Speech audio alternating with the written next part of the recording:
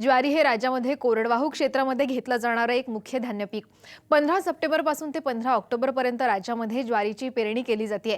ज्वारी पिकाची वाढ चांगली व्हावी, त्यावर कीड रोगांचा प्रादुर्भाव होऊ नये, तसंच भरघोस उत्पादन मिळावं यासाठी ज्वारी पेरणीपूर्वी त्यावर बीज प्रक्रिया करण्याचा सल्ला ज्वारी तज्ञांनी दिलाय। आज आपण ज्वारी पेरणीपूर्वी त्यावर बीज प्रक्रिया कशी करायची याची माहिती जाणून घेऊयात हैदराबादच्या ज्वारी संशोधन संचालनालयाचे डॉक्टर सुनील गोमाशे यांच्याकडून।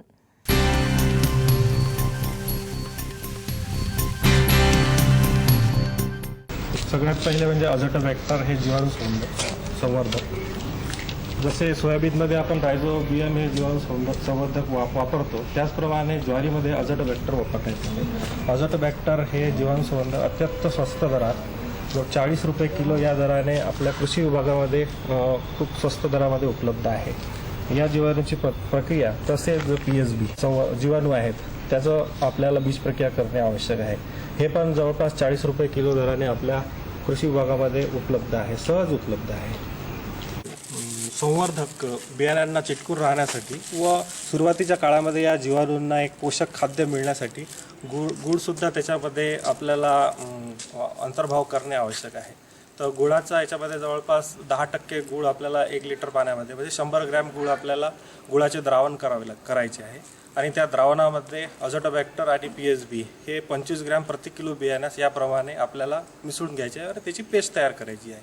ही पेस्ट नंतर तयार केल्यानंतर थंड झाल्यावर आपल्याला या बियाण्याला ही चोळायची आहे, शिंपडून चोळायची आहे। 1 लिटर पाण्यामध्ये 100 ग्रॅम गुळ मिसळून हे द्रावण तयार केलेलं आहे। हे प्रथमतः द्रावण अर्धा तास चांगले थंड करून घ्यावे, नंतरच जीवाणू संवर्धक त्याच्यामध्ये टाकावे व जीवाणू संवर्धक टाकून त्याची एक पेस्ट तयार करून घ्यावी। प्रति किलो बियाण्यास 25 ग्रॅम याप्रमाणे जीवाणू संवर्धनाची प्रक्रिया करावी। दोन्ही जीवाणू संवर्धके जसे PSB आणि अझोटोबॅक्टर दोन्ही एकत्र मिक्स करून त्याची पेस्ट तयार करून घ्यावी। त्यानंतर ही पेस्ट चांगली मिक्स करून ती ज्वारीच्या बियाण्यावर शिंपडावी आणि बियाण्यास सोडून लावावी।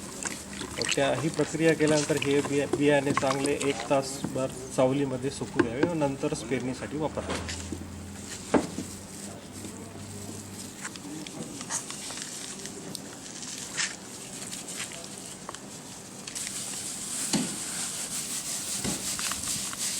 बीज प्रक्रिया केलेले बियाणे चांगल्या सावलीमध्ये जवळपास 1 ते 2 तास वाळवून नंतरच या बियाण्याची पेरणीसाठी उपयोग करावा। या बियाण्याला ही प्रक्रिया केल्यानंतर निश्चितच याचं ज्वारीचं उत्पन्न वाढवण्यामध्ये व ज्वारीला मूलद्रव्य मिळण्यामध्ये निश्चितच फायदा होईल व असे आढळून आलेले आहे की या जीवाणू संवर्धनाची जसे PSB आणि अझोटोबॅक्टर याची प्रक्रिया केल्यानंतर जवळपास 20% उत्पादनामध्ये आपल्याला वाढ दिसून आलेली आहे। तर ही स्वस्तातली प्रक्रिया करणे फार गरजेचे आहे।